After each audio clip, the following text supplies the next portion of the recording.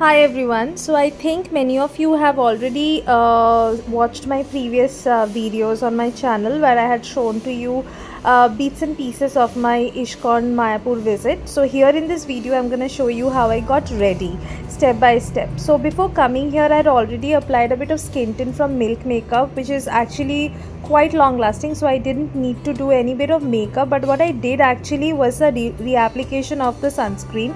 So I had mindfully chosen a tinted sunscreen by Wish Care because the sunscreen anyway needed a reapplication. At the same time, it also brightened my already tired face. So now for the bit of makeup, I'm gonna show to you like my favorite products which are so easy to carry while you are traveling because they come in stacks. So as you can see, I have used a metallic bronzer sort of an eyeshadow, which is like a 3-in-1 stack eyeshadow thing from Kiro. It comes with a eyeshadow, as you could see, also a mascara and also a liquid eyeliner.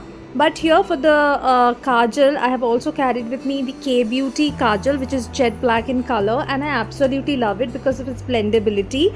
But after blending it a bit, I am actually drawing the eyeliner with the help of the Kiro eyeliner, liquid eyeliner that was present in that stack.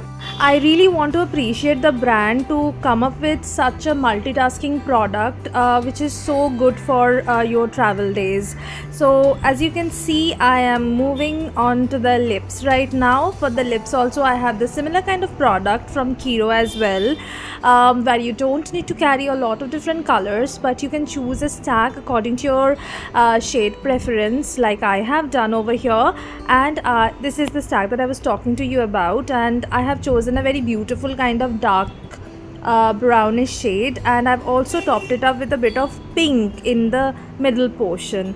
So that's what it looks like. This is my almost final finished look. Just combing my hair a bit, and this comb is from Macaron. I will mention the brand somewhere, and it's very nice if you want a very blowout kind of a look without using heat.